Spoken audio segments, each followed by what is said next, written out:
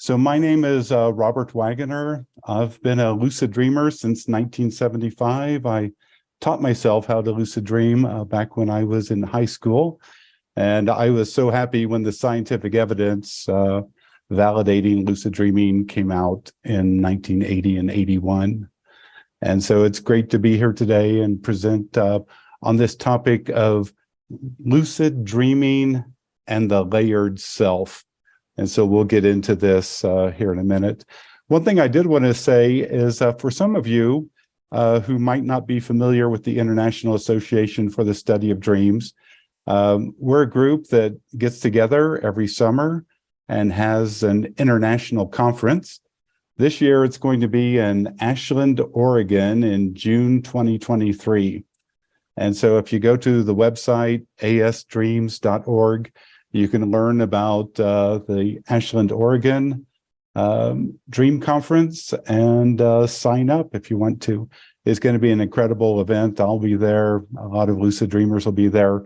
Plus, there's also dream researchers, lucid dream researchers, therapists, academics, regular people who just have a love and interest for lucid dreaming, so for dreaming and lucid dreaming and all aspects of it. So it's a great way to get more well-rounded in your understanding of dreams and lucid dreaming.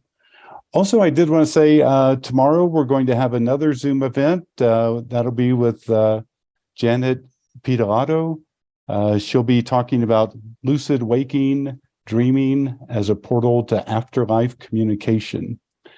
And then on Thursday, we're also going to have a special Zoom, which is an open Zoom for all of us who want to get together and ask questions, share experiences, and that sort of thing. Also, I did want to mention that Friday, November 11th, that's when we pushed Linda Mastrangelo's Zoom event to. She was feeling under the weather the other day and asked us to push it into the future. So it'll be here on Friday. So now I'm going to start, and hopefully, if you have any questions or anything, please put something in the chat or unmute yourself and ask. But at the end of the program, we'll have a time for question and answers. So here we go.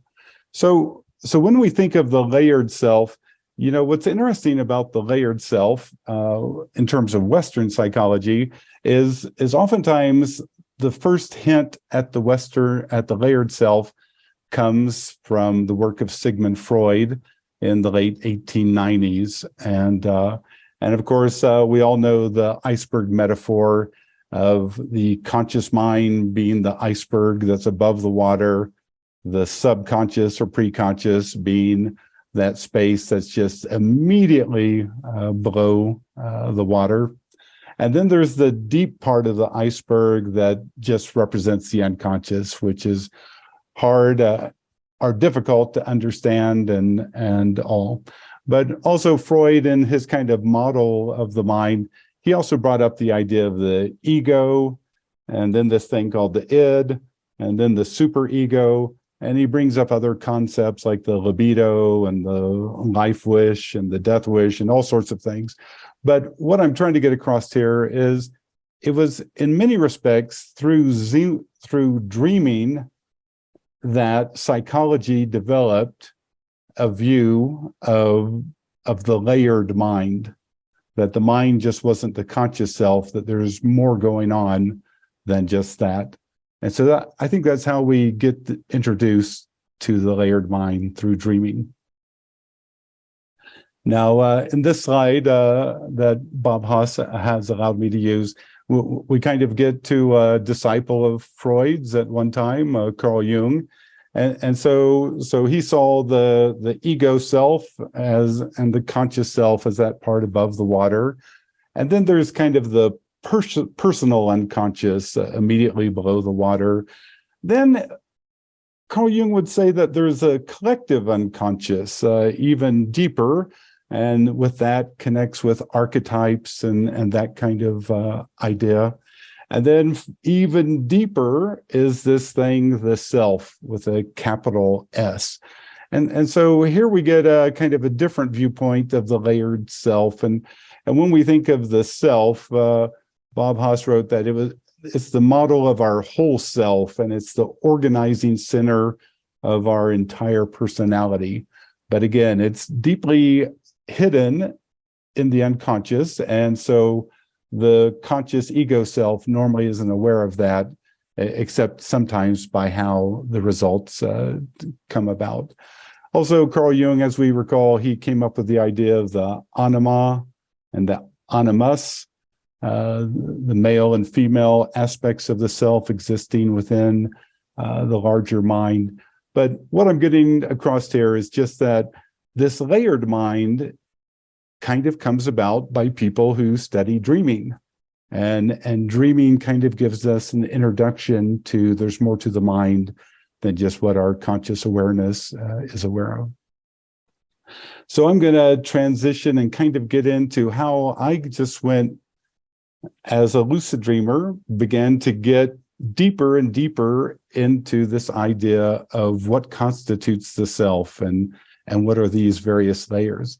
And so again, I began lucid dreaming back in 1975 when I was a junior in high school.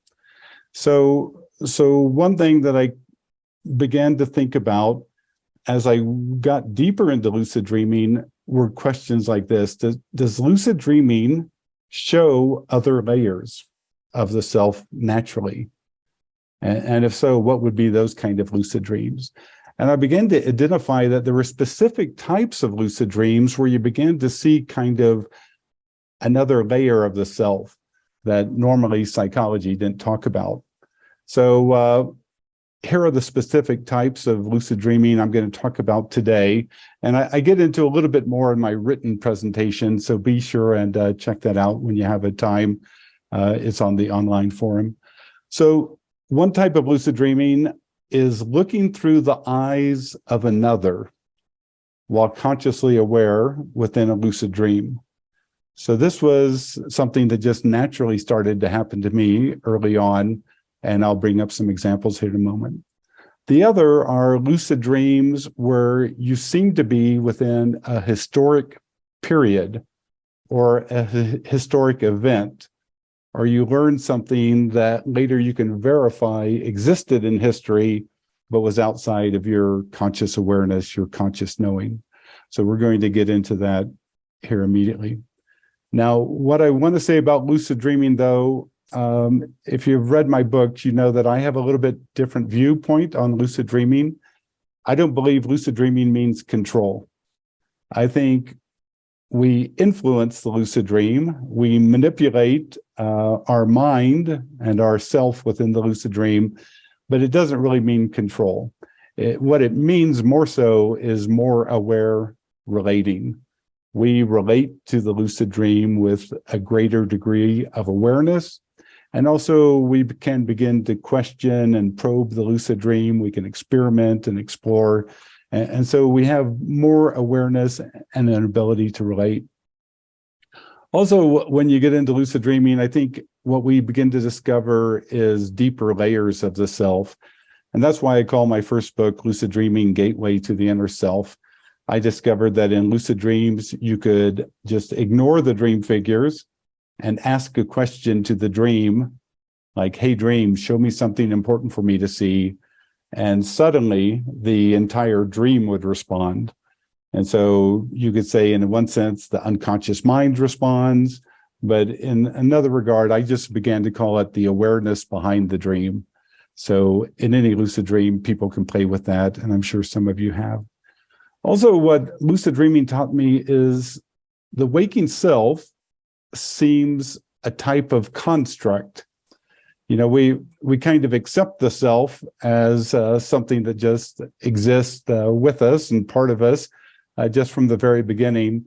But as you begin to play around with the self, you start to see it as a construct, as a created thing, and not naturally something that exists in its own right. Also, I did want to say that, in my view, lucid dreams happen in the moment. And that I think is an important insight also for just regular dreams. I also think regular dreams happen in the moment and depend upon our reaction to what we experience in regular dreams to determine how the course of the dream goes. So I think all dreaming, including lucid dreaming, happens in the moment. Again, we get to see our larger awareness.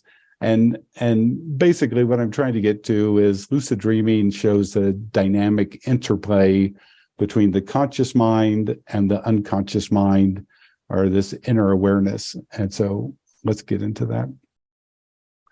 So here's some examples of what I'm calling looking through the eyes and what I mean by that. And so this very first looking through the eyes occurred in my teenage years. So by then I'd already had some spontaneous lucid dreams. But one night, imagine this, I find myself looking through the eyes of obviously a mature older man. And what's interesting, as I look through his eyes, I see that in his right hand, he's holding a glass of red wine. Now, I want to tell you that in my family, growing up in the middle of America, we never had alcohol in our house. My parents were just 100% against alcohol, so we never had alcohol in our house. And so I had never tasted wine, didn't have any association with wine and all of that. But as I'm looking through the eyes of this man, I can see his big, heavy wool coat, his big, thick fingers, that glass of red wine. And then I begin to look at this apartment that we're in. And I can see that on the walls are gas lights. And so gas lights, of course, were used in history at a certain time, basically 1880s, 1890s, 1900s, before electricity took over. And I found, boy, this is really interesting. And I think I kind of thought, where am I?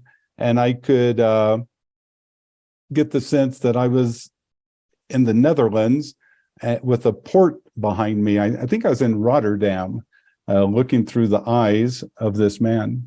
But here was the strange thing. So now I'm lucidly looking through the eyes, and suddenly this gentleman brings this cup of red wine up to his mouth and takes a drink of red wine. And here's the incredible thing. The wine burst not only in his mouth, but also burst in my mouth. And I woke up from this lucid dream thinking, wow, is that what wine tastes like? That was incredible. And it's probably only been 4 or 5 times, once I did begin to drink wine later on, that I've ever had this experience of wine being so good that it actually kind of burst in my mouth. But it was really interesting to have this experience and experience something that was outside of my conscious awareness, outside of my conscious knowing.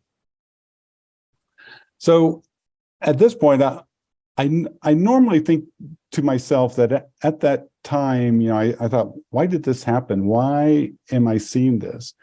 And so what I think why this happened was,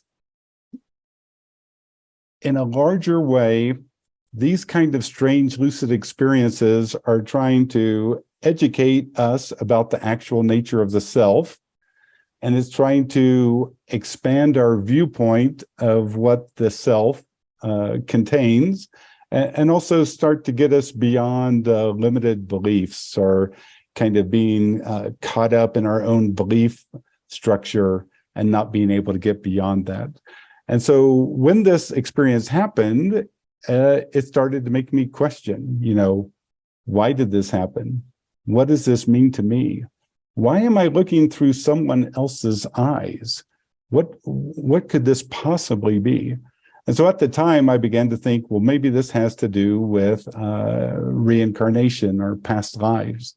And so I think as a young teenager, I began to look into that, even though, growing up in the Midwest of America, you have kind of a formal view of the world brought to you by kind of the Western Christian viewpoint, of basically one life and one world.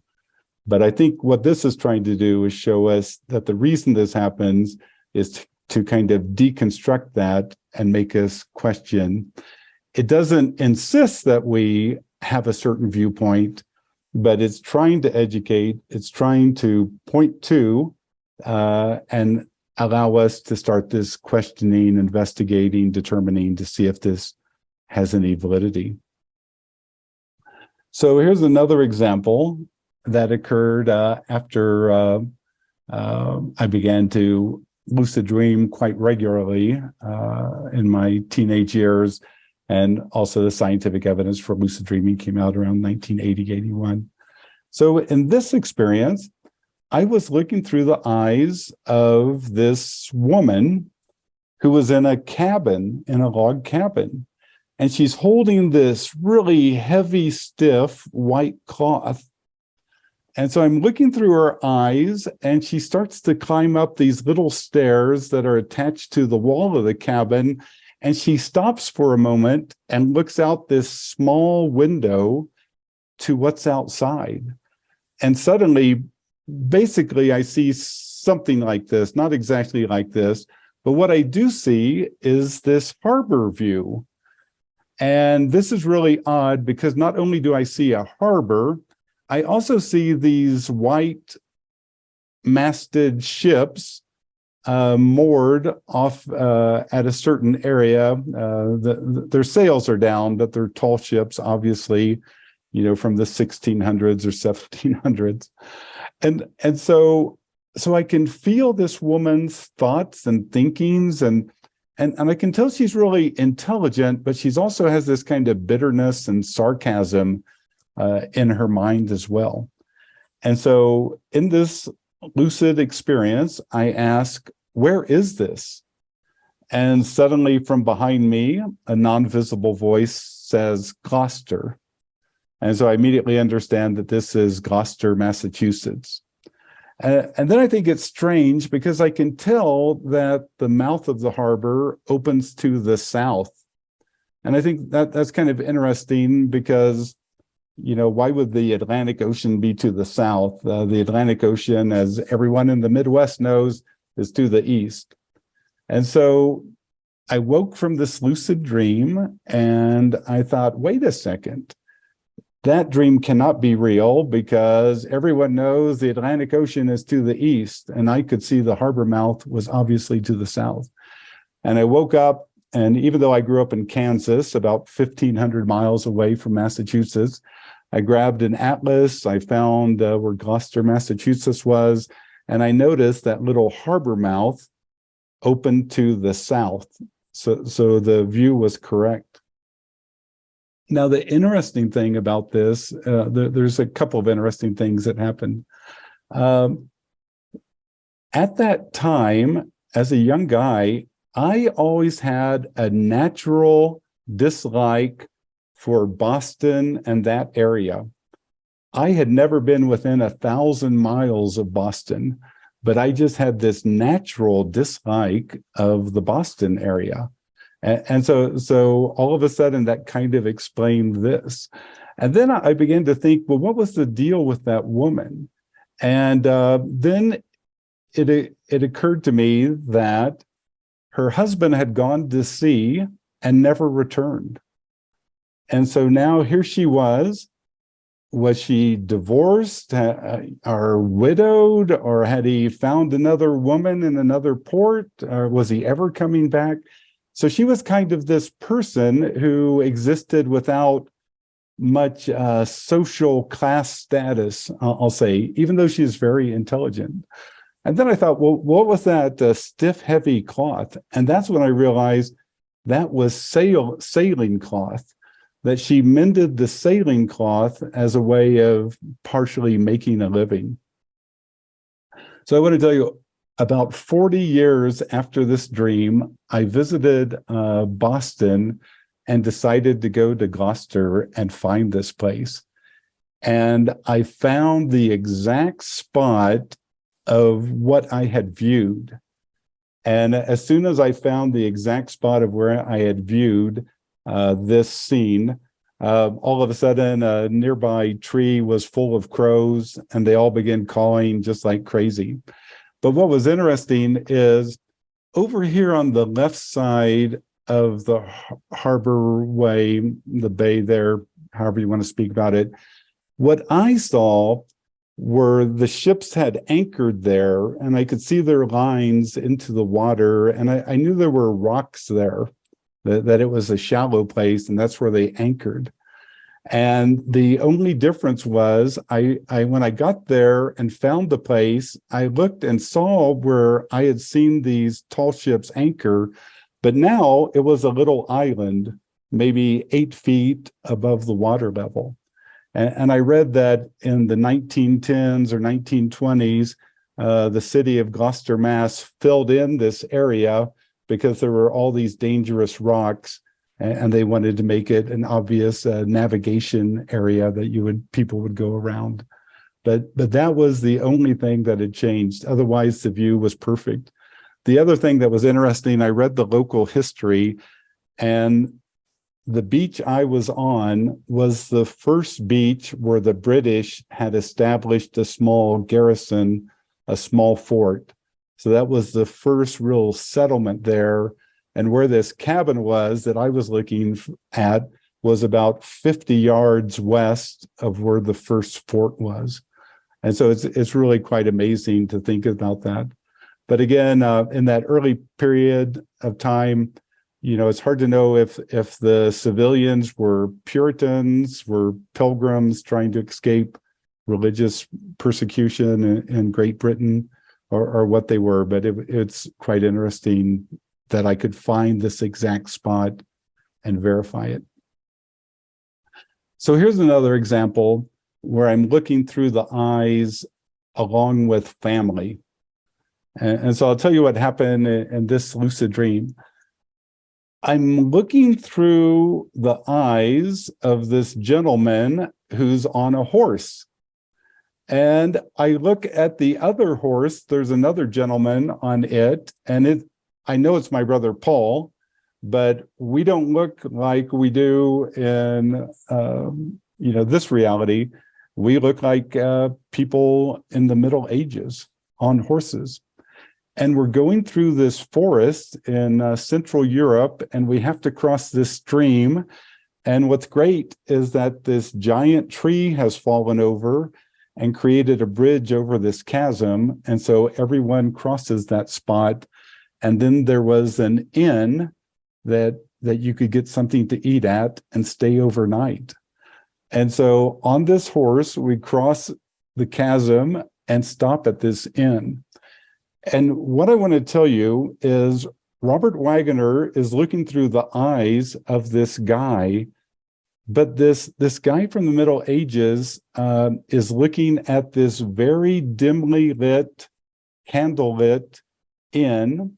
There's a maiden wearing a linen outfit, a really rough linen dress, going around serving people. We're sitting on stumps of wood, like you can see here, little stumps of wood were here and there around the tables. But what I remember from looking through this guy's eyes was his sense of being on guard. Like he was in a new territory, he wasn't in his own village, and he was ready at any moment, to grab his knife and defend himself. And so that was an interesting sense of that. And then it was also, he's looking at the maiden, but Robert Waggoner is looking at the maiden thinking, wow, look at that dress, look at that historic kind of costuming, and look at these stumps and all of this. It was truly fascinating to get this kind of historic sense of something from 500 years ago. It's interesting, too, that my younger sister, when I was young, she wouldn't call my brother Paul and I by our names. She had different names for us, and as a small child would use those different names to talk to us, and that was really interesting to see that. Now, here's another example of looking through eyes with friends. And have I recorded this? I have recorded this, right? Okay, good. Just want to be sure. So here's another example of looking through eyes with friend. So imagine yourself lucidly aware, and I'm flying around this fire that's on a beach. So I can look down and see the little bit of fire and the lumber, the wood in the fire, and I'm flying around it, even though there's not really a body. It's more just like this kind of, I'll say kind of gray, silvery gray light flying around.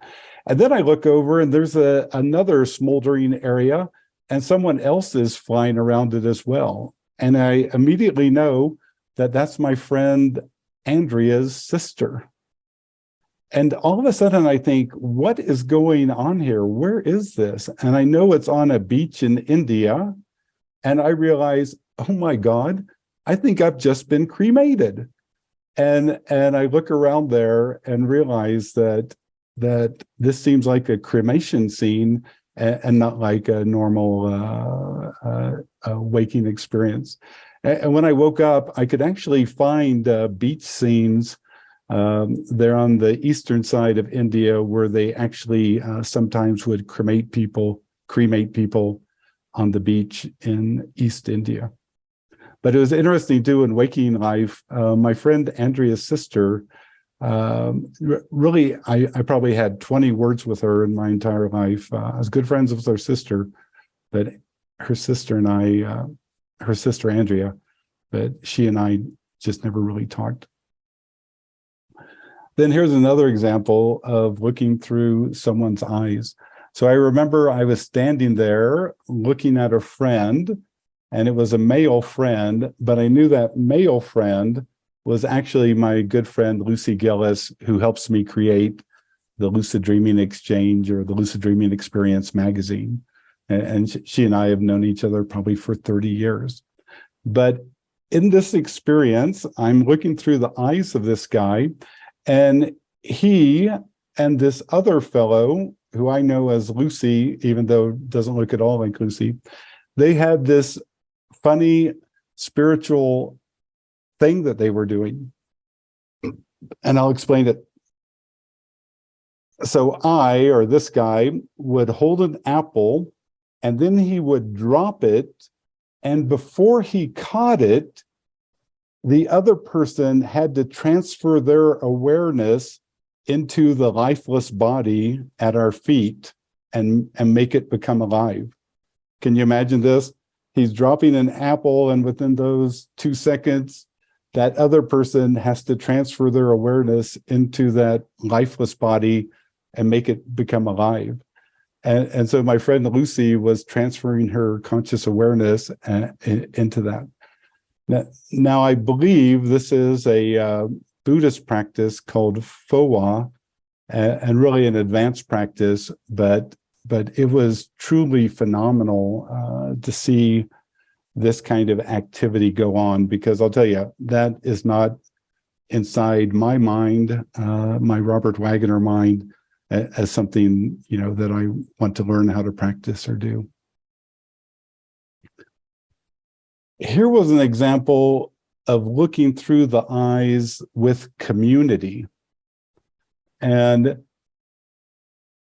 I became lucidly aware as I'm looking through the eyes of this person walking through this ancient village. And here's what's interesting.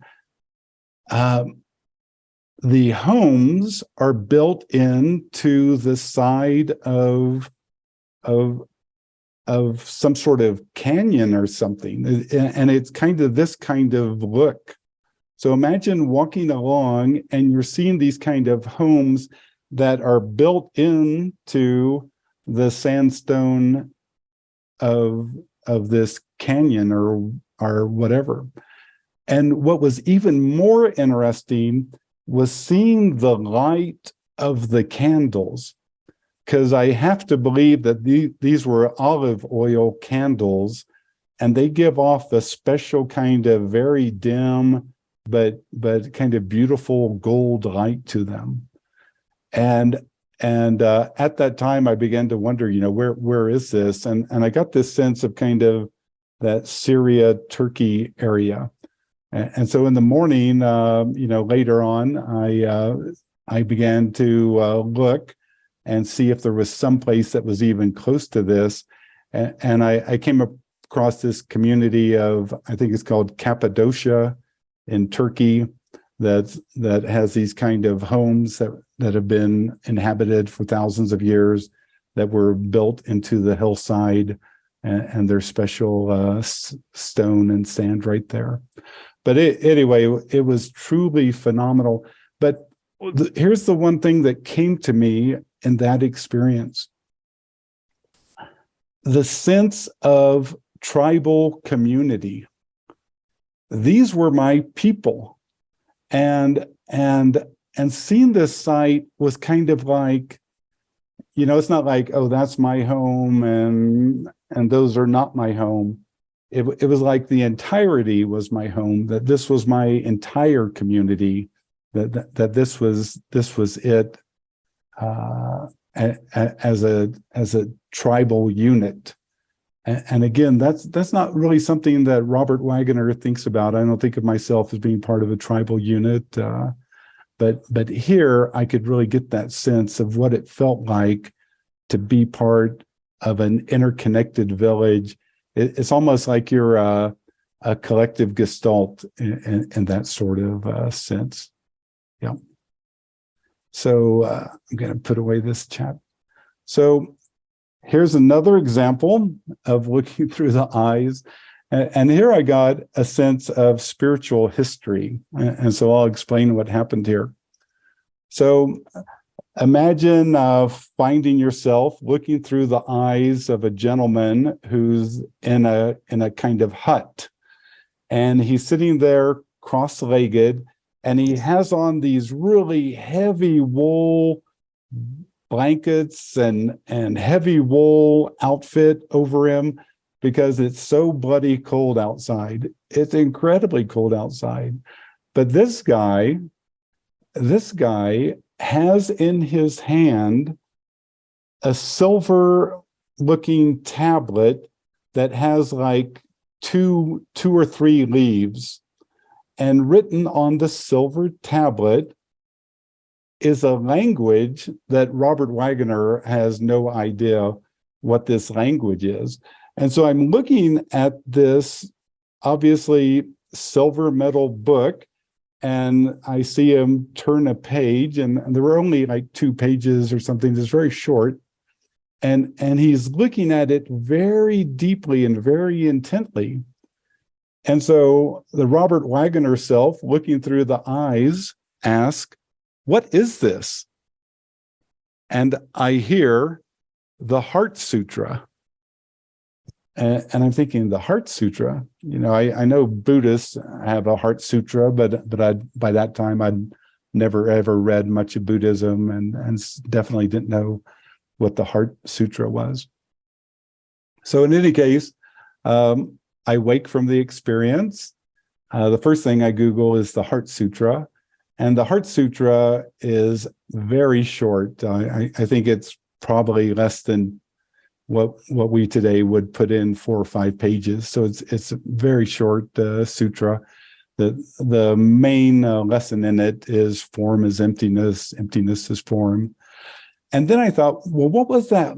What was that script I was seeing, pounded into the metal? What was that? Because it was really interesting how it was done. And I got a sense of how to read the language as I was inside this gentleman's mind. And so at first I looked at Sanskrit. Now, definitely it was not Sanskrit.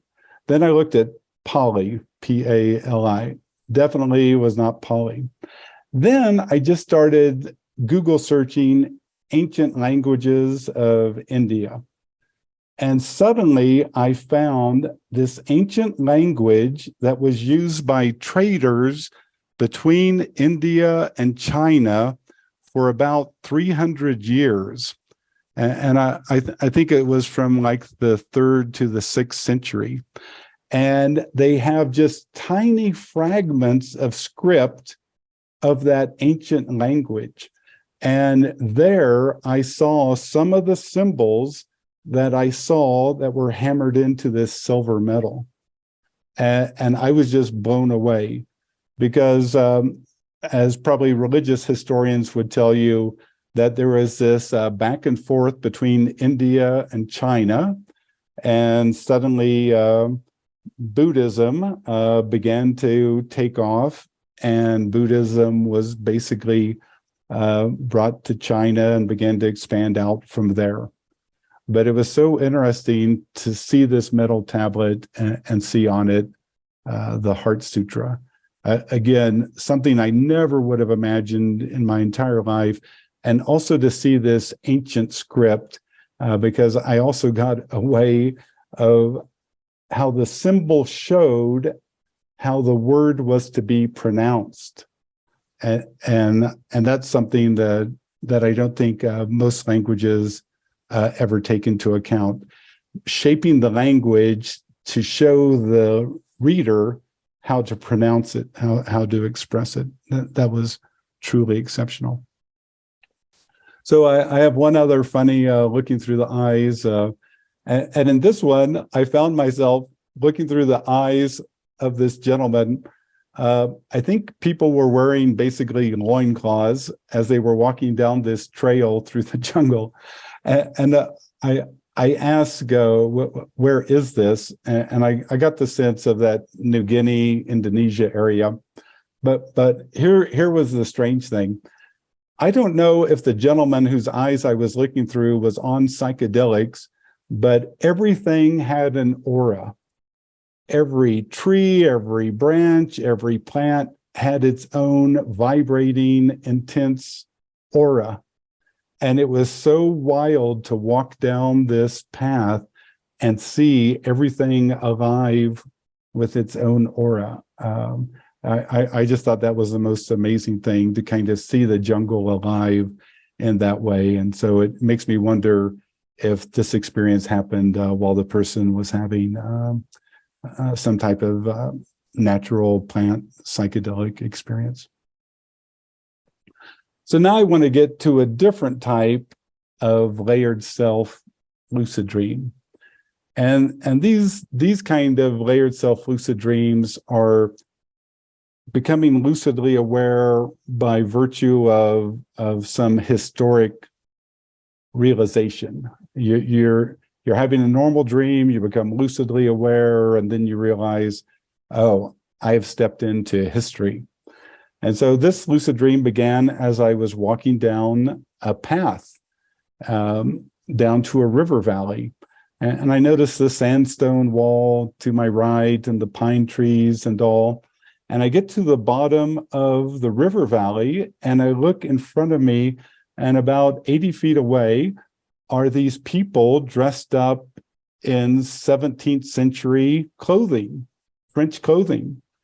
And at that, I become lucidly aware, because that's just too weird, you know, and I become lucidly aware. Then I look at myself and I'm wearing green leotards and a green and white silk shirt. They had vertical green and white, big stripes of green and white. And at that moment, I thought, oh my gosh, you know, I'm somehow connected to these people.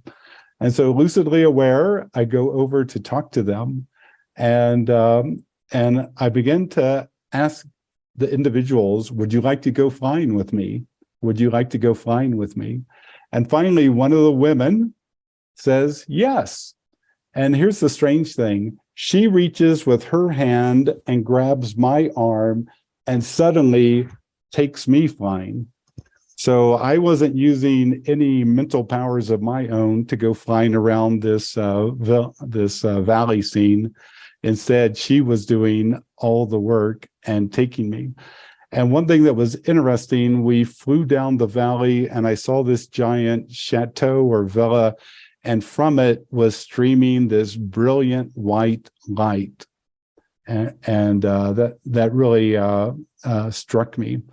And later on, I investigated this period of time in France. And there was a small kind of brotherhood. I don't know if they called them the people of the light. It's something like that. I probably should have looked it up before I talked about it. But in any case, there was this small kind of, I'm not going to call them a splinter group. It was just kind of a different view of religion at that time that had to do with light. And they got together to talk about light. And I don't know if that's what this was connected to, but I do have to tell you, what was odd was seeing the dress, and what was odd was having someone take me flying instead of me taking them flying. Okay, moving on. Here was another very funny lucid dream. So I found myself in this house I knew was my home, and I looked around and I saw some people, some of whom were actually attending this conference. And at that, I became lucidly aware because I couldn't figure out how were these other lucid dreamers with me, and I became lucidly aware. And then all of a sudden, something funny came to my mind. I told everyone to come into the living room, and I was going to show them my true home when I opened up the curtain in the living room, and you look out the picture window. So I was going to show them my true home. And so they all sat down, and I'm lucidly aware and kind of laughing. And then I open up the curtain to show them my true home, and I'm looking out at the grasslands of Mongolia. And I'll tell you, the person who was the most freaked out and stunned at that time was myself, that I got to see my true home. And I was not expecting my true home to be Mongolia, but that's what I saw. Here was another historic lucid dream. I was going along, I saw a map and realized I was a little bit northeast of Bismarck, Mandan, North Dakota.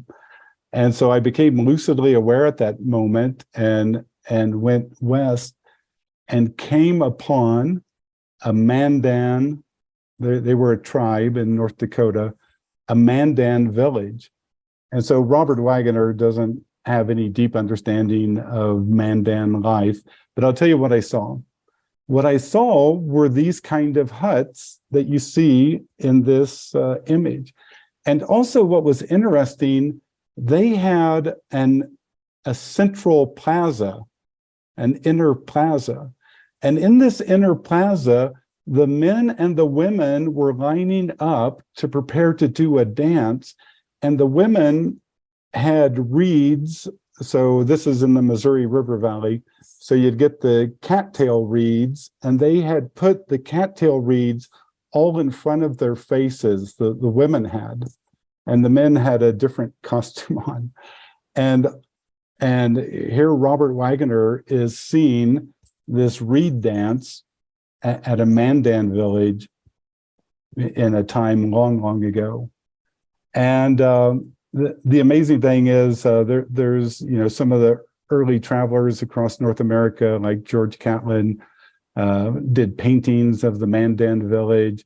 They were also the ones who would skewer themselves and then hoist themselves up in order to have a spiritual experience. The pain would be so much that they were skewered and hanging from the ceiling that normally they'd black out and have a spiritual experience and all. But in the morning, I woke up, I began to read about the Mandan, and they were people who stayed in the upper Midwest. They didn't follow the buffalo like the Sioux and other migratory tribes. They stayed in place. They learned how to raise corn and squash and preserve it. And they had a central plaza inside their village and lived in this exact kind of house. So that was really fascinating. Later on one time, I was driving to Bismarck, North Dakota on a business trip. And right as I got up to the river valley top, driving into Bismarck, it was like there was this bubble dome over the space. I don't know how to explain it, but just imagine a 10-mile bubble zone dome, invisible dome over that space. It was really a strange experience. Now, here is one that really freaks me out. So in this experience, I was looking through the eyes of another and became lucidly aware as he was shaving in the mirror. And then this gentleman looks out the window, and I can see that he's in a cul-de-sac on a street of modern homes like we have nowadays. And so I asked, where is this? And picked up Massachusetts. And it was so odd to have a contemporary experience of looking through the eyes of another. But I'm going to get into this later when we talk about the role of mirrors in lucid dreams. Also, I had another contemporary experience. I had been at a conference where I met a woman, and I immediately sensed that she had something to do with ancient Egypt, her and her boyfriend. And she told me, oh, yes, indeed, they recognized each other from a past life in ancient Egypt.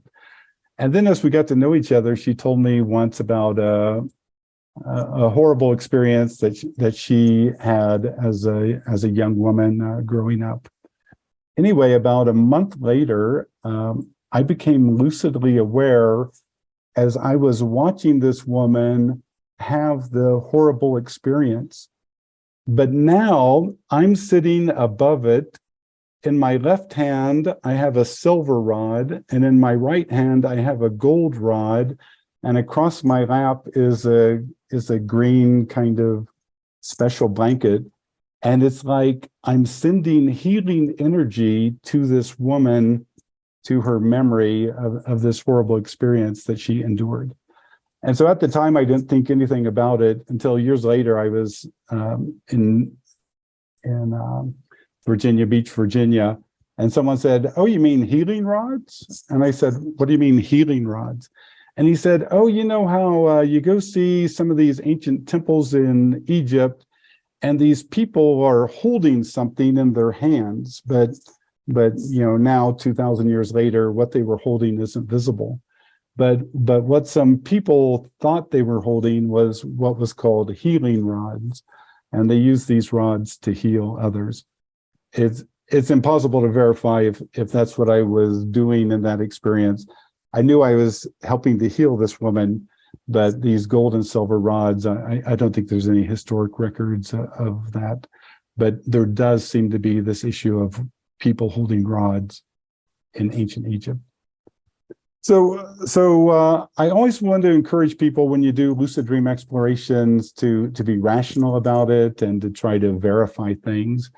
And so one things we learn in these kind of layered lucid dream experiences is that sometimes you can verify the words. Earlier, Sarah Jane Palmer gave a Zoom, and she talked about a lucid dream where she saw the words Agahuru. And she woke up, and then later she learned that this was from a language in Africa, and had a special meaning that connected. It was about the rising of the sun, like that, those moments right before dawn. Also, so you can verify sometimes words that you hear, languages that you hear.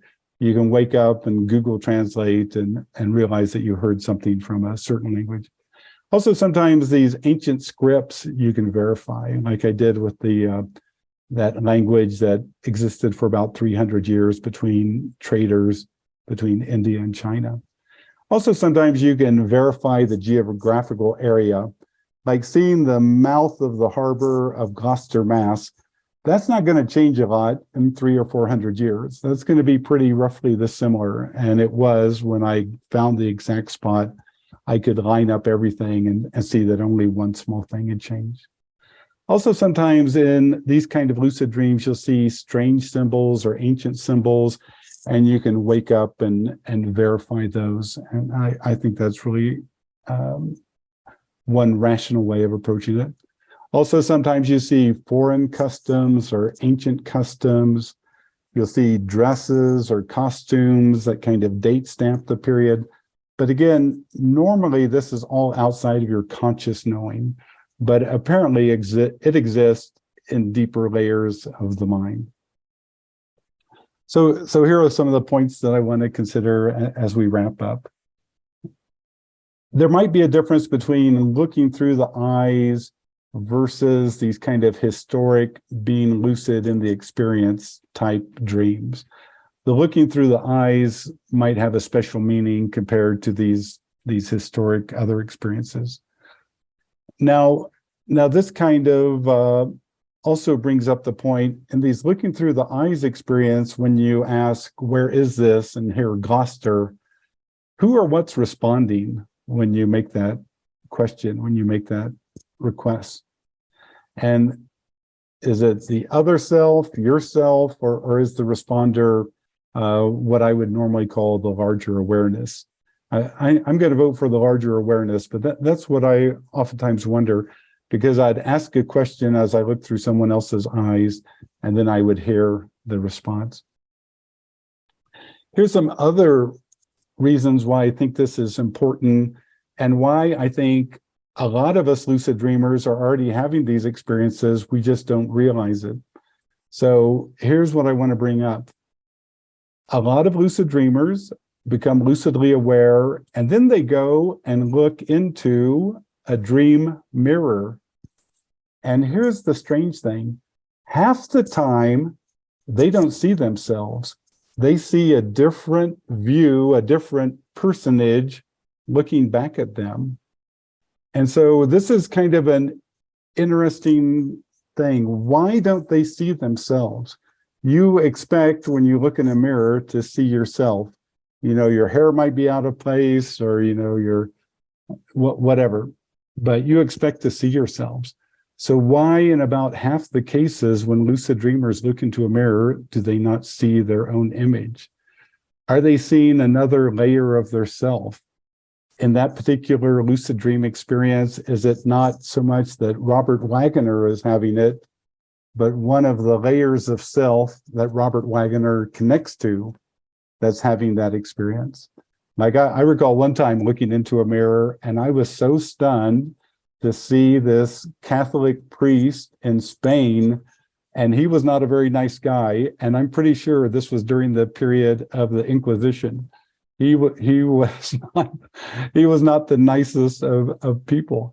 But do I connect with that somehow? Is there some portion of me that either symbolically connects to it, or is there some portion of me that literally connects to it by virtue of another life? Also, when we think about how we see these historical details in ancient languages and dress and customs and lucid dreams, does it suggest to us that some dream symbols, they don't emerge from our imagination in regular dreams, but instead they emerge by virtue of this natural connection to the layered self, to the self over time that we connect to? Because of course, you know, we can imagine things, you know, airplane wings being on a kitty cat and flying around and all that. And we can associate and push things together. But sometimes these dream symbols, they're so specific, you know, gold jewelry of a snake. And it's really so deep and rich. And then you wake up and you can Google that and find that, oh yeah, in ancient Mediterranean areas, they did this same kind of jewelry.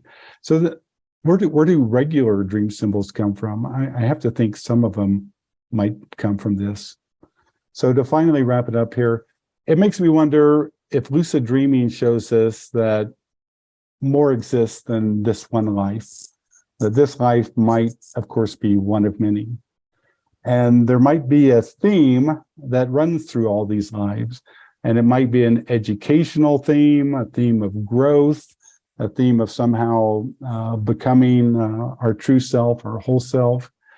Then it always brings up this issue of nature versus nurture. You know, do are small children born with a certain nature already predisposed in them, or is it by virtue of their nurturing experiences they develop these various characteristics?